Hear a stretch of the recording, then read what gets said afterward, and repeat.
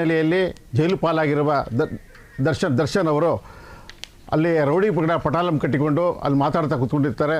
ಈ ಸಂಬಂಧಪಟ್ಟಂತೆ ನಮ್ಮ ಜೊತೆ ಇವತ್ತು ಚರ್ಚೆ ಮಾಡಲಿಕ್ಕೆ ಕಾರಾಗೃಹ ಗ್ರಹಣ ಚರ್ಚೆ ಮಾಡಲಿಕ್ಕೆ ನಮ್ಮ ಜೊತೆ ಇವತ್ತು ದಿಲೀಪ್ ಗೌಡ ಅವರಿದ್ದಾರೆ, ಹಾಗೂ BJP ವಕ್ತಾರರು ಹಾಗೂ ನಿವೃತ್ತ ಪೊಲೀಸ್ ಅಧಿಕಾರಿಗಳಾದಂಥ ನಾಗರಾಜ್ ಅವರಿದ್ದಾರೆ. ಅವ್ರ ಜೊತೆ ಮಾತಾಡೋದು ಬನ್ನಿ. Hello sir. ಹೇಳಿ ಸರ್. ಕಾರಾಗೃಹಕ್ಕೆ ಗ್ರಹಣ, ಇವತ್ತು ಕೃಷ್ಣಾಷ್ಟಮಿ, ಗ್ರಹಣ ಹಿಡಿದ್ರೆ ಆಗ್ರಿ ಇರಲಿ. ನಿಜವಾಗ್ಲೂ ಕಾರಾಗೃಹಕ್ಕೆ ಅದರದ್ದೇ ಆದಂಥ ಒಂದು ಕಟ್ಟುಪಾಡುಗಳಿದೆ. ಬೇರೆ ಏನು ಪೊಲೀಸ್ ಸ್ಟೇಷನ್ ಅಲ್ಲ, ಇನ್ನೊಂದೇನೋ DC ಆಫೀಸಲ್ಲ ಅಥವಾ ಬೇರೆ ಕಚೇರಿಗಳಲ್ಲ. ಇದು ಒಂದು ಸರ್ಕಾರದ ಒಂದು ವ್ಯವಸ್ಥೆಯಲ್ಲಿರ್ತಕ್ಕಂಥ ಒಂದು ಇಲಾಖೆ ಅಷ್ಟೇ ಅಲ್ಲ. ಇದಕ್ಕೆ ಆದಂಥ ಒಂದು ಏನು ಜವಾಬ್ದಾರಿ, ನ್ಯಾಯ ದೊರಕಿಸಿಕೊಡುವಲ್ಲಿ, ಅದರಲ್ಲೂ ಕ್ರಿಮಿನಲ್ ಇದು ಒಂದು ಪ್ರಕರಣಗಳಲ್ಲಿ ನ್ಯಾಯ ದೊರಕಿಸಿಕೊಡುವಲ್ಲಿ ಮಹತ್ತರವಾದಂಥ ಪಾತ್ರ ಈ ಒಂದು ಕಾರಾಗೃಹಗಳಿಗೂ ಕೂಡ ಇದೆ.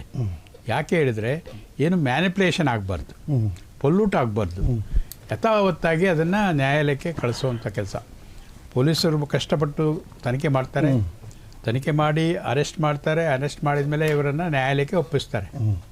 ಒಪ್ಪಿಸಿದ ನಂತರ ಅದೇ ರೀತಿ ಒಂದು ಟೆಂಪೋ, ಏನೋ ಒಂದು ಸ್ಪೀಡ್ ಇರುತ್ತಲ್ಲ, ಅದನ್ನು ಚಾಚೂ ತಪ್ಪದೆ ಪಾಲಿಸ್ಕೊಂಡು ಪೊಲೀಸರಿಗೆ ಅನುಗುಣವಾಗಿ ಅಥವಾ ಅವರು ಮಾಡಿದಂಥ ಒಳ್ಳೆ ಕೆಲಸಕ್ಕೆ ಅನುಗುಣವಾಗಿ ಇವರು ಕೂಡ ಕೈ ಜೋಡಿಸಿ, ಅಲ್ಲಿ ಏನು ಮ್ಯಾನಿಪ್ಯುಲೇಷನ್ ಆಗಬಾರ್ದು, ಅಪರಾಧಿಗಳು ಈ ವಿಟ್ನೆಸಸ್ ಅಂತ ಏನು ಹೇಳ್ತೀವಿ ಅವರಿಗೆ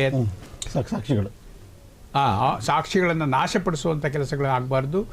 ಜೊತೆಗೆ ಇವರು ಏನು ಲಾರ್ಜರ್ ದೆನ್ ಲೈಫ್, ಅವ್ರಿಗಿಂತ ಏನು ಎತ್ತರ ಇದ್ದಾರೆ ಅದಕ್ಕಿಂತ ದೊಡ್ಡ ವ್ಯಕ್ತಿಗಳು ಅಂತ ಬಿಂಬಿಸುವಂಥ ಕೆಲಸ ಆಗಬಾರ್ದು. ಅವರು ಕೂಡ ಒಬ್ಬ ಸಾಮಾನ್ಯರಲ್ಲಿ ಸಾಮಾನ್ಯರೇ, ಸಾಮಾನ್ಯರ ಕೈದಿ ಹೇಗೆ ಇರ್ತಾನೋ ಹಾಗೆ ಇದ್ದಾರೆ. ಅಷ್ಟೇ ಅಲ್ಲ, ಸಾಮಾನ್ಯರು ಮಾಡಿದಂಥ ಪ್ರಕರಣಕ್ಕೆ ಯಾವ ರೀತಿ ಒಂದು ನಡೆ ಜೈಲಲ್ಲಿ ಇರ್ತದೆ, ಯಾವ ರೀತಿ ಒಂದು ಸಿಸ್ಟಮ್ ಇರ್ತದೆ, ಅಥವಾ ಅವರಿಗೆ ನೀಡ್ತಕ್ಕಂಥ ಸೌಕರ್ಯಗಳಿರ್ತವೆ, ಅಷ್ಟೇ ಸೌಕರ್ಯ ಇವ್ರಿಗೂ ಕೊಡಬೇಕು. ಅವಕ್ಕಿಂತ ಜಾಸ್ತಿ ಬೇಡ, ಕಡಿಮೆ ಬೇಡ. ಆದರೆ ಜೈಲು ಮ್ಯಾನ್ಯುಯಲ್ ಅಂತಿದೆ. ಜೈಲು ಮ್ಯಾನ್ಯುಯಲಲ್ಲಿ ಏನು ಹೇಳ್ತಾರೆ, ಈ ಥರ ಅಪರಾಧಿಗಳಿಗೆ ಈ ರೀತಿಯ ಒಂದು ಸಿಸ್ಟಮಲ್ಲಿ ಆಹಾರ ಕೊಡಬೇಕು, ಇರಲಿಕ್ಕೆ ನೋಡ್ಕೊಳ್ಬೇಕು, ಹಾಗೆ ಅವರು ಪ್ರತ್ಯೇಕವಾಗಿ ಇಡಬೇಕು ಅಥವಾ ಜನತಾ ಇದರಲ್ಲಿ ಇಡ್ಬೋದು ಅಂತ. ಇಲ್ಲಿ ಇವರಿಗೆ ಮರ್ಡರ್ ಕೇಸ್ ಅಪರಾಧಿ ಆಗಿದ್ದಾರೆ. ಮರ್ಡರ್ ಕೇಸ್ ಯಾವ ಥರ ಆಗಿದೆ ಅಂತ ಹೇಳಿದ್ರೆ, ಭಾಳ ವೆಲ್ ಪ್ಲ್ಯಾನ್ಡ್, ಜೊತೆಗೆ ಅವರ ಜೊತೆಯಲ್ಲಿ ಇರ್ತಕ್ಕಂಥ ಸಂಖ್ಯೆ ಕೂಡ ನಂಬರ್ ಜಾಸ್ತಿ ಇದೆ. ಜೊತೆಗೆ ಅಲ್ಲಿಂದ ಏನು ಒಂದು ಕಿಡ್ನ್ಯಾಪಿಂಗ್ ಕೇಸ್ ಇದೆ, ನಂತರದಲ್ಲಿ ಕೊಲೆ ಇದೆ. ಕೊಲೆ ಆದಮೇಲೆ ಸಾಕ್ಷ್ಯ ನಾಶಪಡಿಸಲಿಕ್ಕೆ ಆ ಡೆಡ್ ಬಾಡಿನೇ ಡಿಸ್ಪೋಸ್ ಮಾಡುವಂಥ ಕೆಲಸ ಮಾಡಿದ್ದಾರೆ. ಇದು ಭಾಳ ಗುರುತರವಾದಂಥ ಕೃತ್ಯ. ಅದರಲ್ಲೂ ಇವ್ರ ಬ್ಯಾಕ್ಗ್ರೌಂಡ್ ಏನಿದೆ, ಕನ್ನಡದ ಸಿನಿಮಾದಲ್ಲಿ ಒಂದು ಮೇರು ನಟ ಅಂತ ಹೇಳ್ಕೊಂಡು ಅವರು ಕುಖ್ಯಾತರಾಗಿದ್ದಾರೆ. ಪ್ರಖ್ಯಾತ ಅಂತ ಹೇಳೋದಿಲ್ಲ ನಾನು, ಕುಖ್ಯಾತರಾಗಿದ್ದಾರೆ. ಆ ಕುಖ್ಯಾತಿಗೆ ಅನುಗುಣವಾಗಿ ಜೈಲಧಿಕಾರಿಗಳು ನಡ್ಕೊಳ್ಬೇಕಾಗಿತ್ತು. ಕುಖ್ಯಾತಿಯರನ್ನು ಹೇಗೆ ನಡೆಸ್ಕೊಳ್ತಾರೆ, ಅವರನ್ನು ನೋಡಿ ಹಳೆ ಕಾಲದಲ್ಲಿ ಒಂದು ಚೈನ್ ಹಾಕಿ ಒಂದು ಪ್ರಾಣಿ ಥರ ಕಟ್ಟಾಕ್ತಿದ್ರು. ಈಗ ಒಂದು ರೆಸಾರ್ಟ್ಗೆ ಹೋದರೆ, ಒಂದು ಅರಮನೆಯಲ್ಲಿ ಇದ್ದರೆ ಯಾವ ರೀತಿ ಒಂದು ಅನುಕೂಲಗಳು ಕೊಡ್ತಾರೋ ಹಾಗೆ ಮಾಡ್ತಾ ಇದ್ದಾರೆ. ಅವರಿಗೆ ನೋಡಿ ನನಗೆ ಅನಿಸ್ತದೆ, ಜೈಲಿಗೆ ಒಬ್ಬರು ಸೂಪರ್ಡೆಂಟ್ ಅಥವಾ ಮೇಲಧಿಕಾರಿ ಅಂತ ಇರ್ತಾರೆ. ಜೈಲಿಗೆ ಸೂಪರ್ಡೆಂಟ್ ಇವರ ಅಥವಾ ನಿಜವಾಗೂ ಏನು ವರದಿ ಹಾಕ್ಕೊಂಡಿರ್ತಾರಲ್ಲ ಅವರ ಅಂತ ಕನ್ಫ್ಯೂಸ್ ಆಗ್ಬಿಟ್ಟಿದ್ದು ನನಗೆ. ಇವರಂತೆ ಅವ್ರು ಕೇಳ್ತಾರೆ ಅಥವಾ ಅವರಂತೆ ಇವ್ರು ಕೇಳ್ತಾ ಇದ್ದಾರೆ ಅಂತ. ಊಟ ತರಬೇಕು ಅಲ್ಲ, ಇವರಿಗೆ ಆ ರೀತಿ ಇದೆಯಾ ನೋಡಿದರೆ ಸಾಮಾನ್ಯರಿಗೆ ಅನಿಸ್ತದೆ, ಇಲ್ಲ ಇವರೇ ಜೈಲ್ ಸೂಪರ್ಡೆಂಟ್ ಇರ್ಬೋದು ಡಿಫ್ಯಾಕ್ಟೋ, ಆದರೆ ಇವ್ರಿಗೆ ವರದಿ ಕೊಟ್ಟಿಲ್ಲ ಅಷ್ಟೇ. ಆದರೆ ಆ ಜೈಲ್ ಸೂಪರ್ಡೆಂಟ್ ಕೆಲಸ ಜೈಲ್ ಸೂಪರ್ಡೆಂಟ್ ಮಾಡ್ತಾ ಇದ್ದಾರೇನಾ ಇಲ್ವಾ ಅಂತ ಹೇಳಿ ನೋಡಲಿಕ್ಕೆ ಇದು ಸಾಕ್ಷಿ ಸಾಕು. ಖಂಡಿತ ಇಲ್ಲ. ಆದ್ದರಿಂದ ಒಂದು ಗುರುತರವಾದಂಥ ಆರೋಪ ಎದುರಿಸ್ತಾ ಇರ್ತಕ್ಕಂಥ ಒಬ್ಬ ಕೈದಿಗೆ, ಅದು ನ್ಯಾಯಾಂಗ ಬಂದಲ್ಲಿ ಇರ್ತಕ್ಕಂಥ ವ್ಯಕ್ತಿಗೆ ಯಾವ ರೀತಿ ಇರಬೇಕಂತ ನ್ಯಾಯಾಲಯವೂ ಹೇಳಿದೆ. ಉದಾಹರಣೆಗೆ ಮನೆ ಊಟ ಕೊಡಬಾರ್ದು ಅಂತ ಹೇಳಿದೆ. ಮನೆ ಊಟ ಕೊಡೋಕ್ಕೆ ಅವಕಾಶ ಇಲ್ಲ ಅಂತ ಕಾನೂನಲ್ಲಿ ಇರಬೇಕಾದ್ರೆ ಇವ್ರೇನು ಕೊಟ್ಟಿದ್ದಾರೆ, ಅದಕ್ಕಿಂತ ಒಂದು 2-3 ಸ್ಟೆಪ್ ಜಾಸ್ತಿ ಫೆಸಿಲಿಟೀಸ್ ಕೊಡ್ತಾ ಇದ್ದಾರೆ ಅಂತ ಜನರ ಅಭಿಪ್ರಾಯ ಇವತ್ತು ಆ ಒಂದು ಪಿಕ್ಚರನ್ನು ನೋಡಿ. ಹಾಗಾದರೆ ಅವರಿಗೆ ಮೊಬೈಲ್ ಇದೆ, ಏನು ಬೇಕಾದರೆ ಸಿಗರೇಟು ಅಥವಾ ಸಿಗರೇಟ್ ಒಳಗಡೆ ಏನಿದೆಯೋ ನಮಗೆ ಗೊತ್ತಿಲ್ಲ, ಆ ಬಾಟ್ಲಾಗ ಇದು ಮಗ್ಗಲ್ಲಿ ಏನಿದೆಯೋ ನಮಗೂ ಗೊತ್ತಿಲ್ಲ. ಅವ್ರ ಜೊತೆ ನೋಡಿ ಸಹಪಾಠಿಗಳು ಏನು birds of the same feather will flock together ಅಂತ ಹೇಳ್ತಾರಲ್ಲ, ಹಾಗೆ ಎಲ್ಲ ಅವನ ಜಾತಿಗೆ ಸೇರಿದಂಥವ್ರೆ. ಅವನವನು ಗೂಂಡ ನಾಗ ಅಂತೆ, ಇನ್ನೊಬ್ಬ ಅಂತೆ, ಮತ್ತೊಬ್ಬ ಅಂತೆ. ಅವನಿಗೆ ಹೆಸರಲ್ಲಿ ಸುಮಾರು ಕೊಲೆಗಳಿದೆಯಂತೆ. ಹಾಗಾದರೆ ಜೈಲು ಅಧಿಕಾರಿಗಳು ಏನು ಮಾಡ್ತಾಯಿದ್ದಾರೆ, ಯಾವ ರೀತಿ ಒಂದು ತಾಬಂದಿನಲ್ಲಿ ಇವರಿಗೆ ಅಲ್ಲಿ ವ್ಯವಸ್ಥೆ ಮಾಡಿ ಇಟ್ಟಿದ್ದಾರೆ ಅನ್ನೋದು ನೇರವಾಗಿ ಗೊತ್ತಾಗ್ತಾ ಇದೆ. ಇದನ್ನು ನೋಡಿದಂಥ ಸಾಮಾನ್ಯರು ಅಷ್ಟೇ ಅಲ್ಲ, ಸಾಕ್ಷಿಗಳಿದ್ದಾರೆ. ತನಿಖಾಧಿಕಾರಿಗಳು ಕಷ್ಟಪಟ್ಟು ಹಗಲು ರಾತ್ರಿ ಕಣ್ಣಲ್ಲಿ ಎಣ್ಣೆ ಬಿಟ್ಕೊಂಡು ನಿದ್ದೆ ಇಲ್ಲದೆ ಊಟ ಇಲ್ಲದೆ ಕೆಲಸ ಮಾಡಿದ ಅಧಿಕಾರಿಗಳಿದ್ದಾರೆ. ಅವ್ರಿಗೆ ಹೇಗೆ ಮಾರಲ್, ಅವರ ಮನಸ್ಸಿನ ಮೇಲೆ ಯಾವ ಒಂದು ರೀತಿ ಪರಿಸ್ಥಿತಿ ದಬಾವ್ ಅಂತ ಹೇಳ್ತೀವಿ ನಾವು, ಆ ಒಂದು ಪ್ರೆಷರ್ ಬೀಳ್ತದೆ. ಅಯ್ಯೋ ಇಷ್ಟೊಂದು ದೊಡ್ಡ ಮನುಷ್ಯನಿಗೆ ನಾವು ಕೇವಲವಾಗಿ ಅರೆಸ್ಟ್ ಮಾಡಿ ಕಳಿಸ್ಬಿಟ್ವಲ್ಲ, ಅವ್ರನ್ನ ನಾಯಿನೋ ನರಿನೋ ಮಾಡಿದಾಗೆ ಅದೇ ಟ್ರೀಟ್ಮೆಂಟ್ ಕೊಡಬೇಕಾಗಿತ್ತು. ಆದರೆ ಆ ಒಂದು ದೃಶ್ಯಗಳನ್ನು ನೋಡಿದ್ರೆ ಎಂಥ ಸಾಮಾನ್ಯನಿಗೂ ಕೂಡ ಕೋಪ ಬರುತ್ತೆ. ನಾವಾದರೆ ಒಂದು, ಇವನಿಗಾದರೆ ಒಂದು. ಹಾಗಾದರೆ ಈ tell me the person tell you the rule ಅಂತಿದೆಯೇನೋ ಕಾನೂನು ನಮಗೂ ಒಂದೇ, ಅವ್ರಿಗೂ ಒಂದೇ. ಆಗಿದ್ಮೇಲೆ ಅದನ್ನು ಯಾಕೆ ಪಾಲಿಸಿಲ್ಲ ಅವರು? ಪಾಲಿಸದೇ ಇರೋರಿಗೆ ಏನು ಕ್ರಮ ಆಗಿದೆ? ಯಾರೋ ಕಾನ್ಸ್ಟೇಬಲ್ಲು ಇನ್ನೊಬ್ಬನಿಗೆ ಮಾಡೋದಲ್ಲ, ಅಲ್ಲಿರ್ತಕ್ಕಂಥ ಒಬ್ಬ ಹಿರಿಯ ಅಧಿಕಾರಿ ಯಾರಿದ್ದಾರೆ ಅವ್ರಿಗೆ ಮಾಡಬೇಕು. ಯಾಕೆ ಮಾಡಬೇಕು ಹೇಳಿದರೆ ಅದ್ರದ್ದು ಎಫೆಕ್ಟು ಜಾಸ್ತಿ ಇರ್ತದೆ.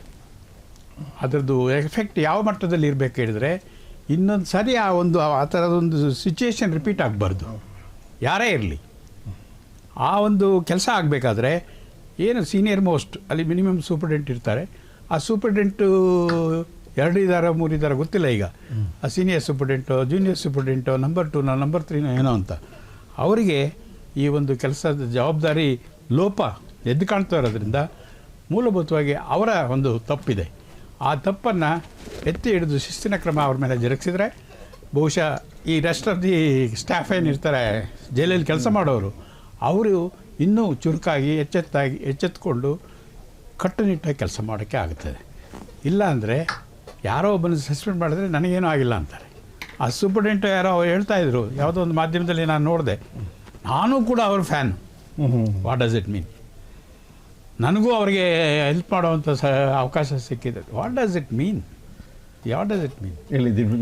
ಇಲ್ಲಿ ಸರ್ ಏನು ಅಂದರೆ ಇವು ನೆಂಟರಿರ್ಬೋದು, ಇಷ್ಟರಿರ್ಬೋದು. ಸುಂಕದ ಕಟ್ಟೆಯಲ್ಲಿ ಯಾರೂ ನೆಂಟರಿಲ್ಲ, ಯಾರೂ ಇಲ್ಲ. ಸುಂಕ ವಸೂಲು ಮಾಡೋದು ಅವರ ಕೆಲಸ, ಆ ಕಾನೂನನ್ನು ಜಾರಿಗೊಳಿಸೋದು ಅಷ್ಟೇ ಅವ್ರ ಕೆಲಸ.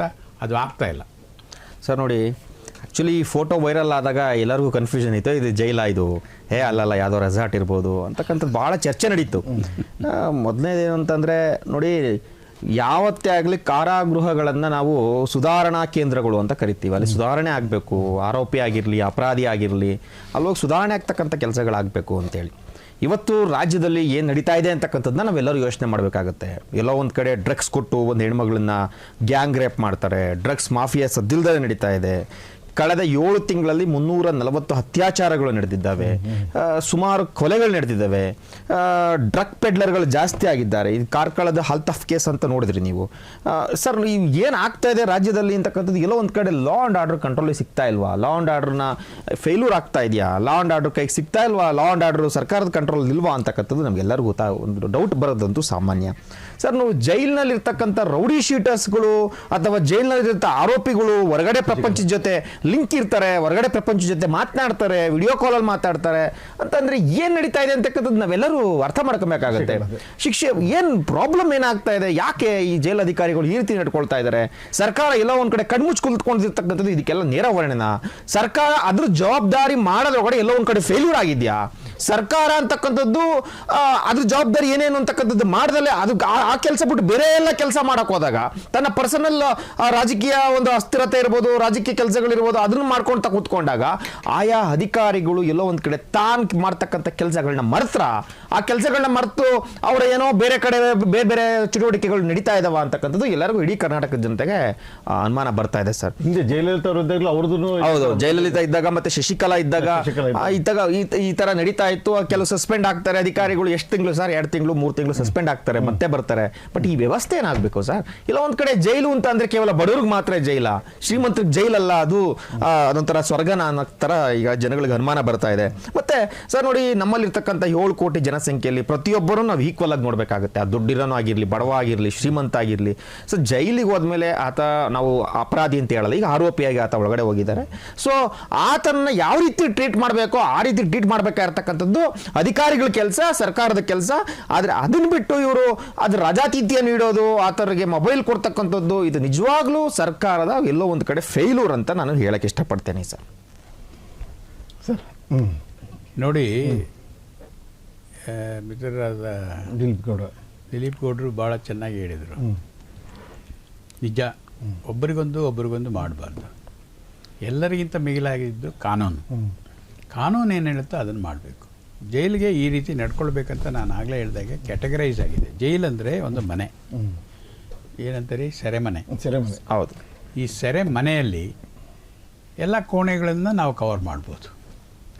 ಇದರಲ್ಲಿ ಇರೋರು ಬಹುತೇಕರು ಒಂದಲ್ಲ ಒಂದು ಅಪರಾಧಗಳಲ್ಲಿ ಎಸಗಿ ಇರೋರು. ಅವ್ರಿಗೆ ಸಜೆ ಇರ್ಬೋದು ಅಥವಾ ಅಂಡರ್ ಟ್ರಯಲ್ಸ್ ಇರ್ಬೋದು. ಈ 2 ಟೈಪು ಅಲ್ಲಿ ಒಳಗಡೆ ಇರ್ತಾರೆ. ಒಟ್ಟಾರೆ ಒಬ್ಬೊಬ್ರದ್ದು ಇತಿಹಾಸ ತೆಗೆದುಕೊಂಡ್ರೆ ಒಬ್ಬೊಬ್ಬರು ಕೂಡ ಒಂದು ರೀತಿಯ ಹೈಡ್ರೋಜನ್ HCl ಕಾನ್ಸಂಟ್ರೇಟೆಡ್ ಆಸಿಡ್ ಇದ್ದಾಗೆ. ಇದು ಕಾನ್ಸಂಟ್ರೇಟೆಡ್ ಆಸಿಡಿನ ಒಂದು ಕೂಟ. ಅಂಥದ್ರಲ್ಲಿ it is something like a sitting on egg, a pungent egg, ಕೆಟ್ಟೋಗಿರೋ ಮೊಟ್ಟೆ ಮೇಲೆ ಕೂತ್ಕೊಂಡಂಗೆ ಸಿಚುಯೇಷನ್. ಯಾವುದೇ ಟೈಮಲ್ಲಿ ಇದು ಎಕ್ಸ್ಪ್ಲೋಡ್ ಆಗ್ಬೋದು. ಎಕ್ಸ್ಪ್ಲೋಡ್ ಆದರೆ ಒಂದು ಕೆಟ್ಟ ಮೊಟ್ಟೆ ಎಷ್ಟು ದುರ್ವಾಸನೆ ಬರುತ್ತೆ. ಆ ರೀತಿ ನಾವು ಯಾವಾಗಲೂ ಕೂಡ ಎಚ್ಚೆತ್ಕೊಂಡು ಕೆಲಸ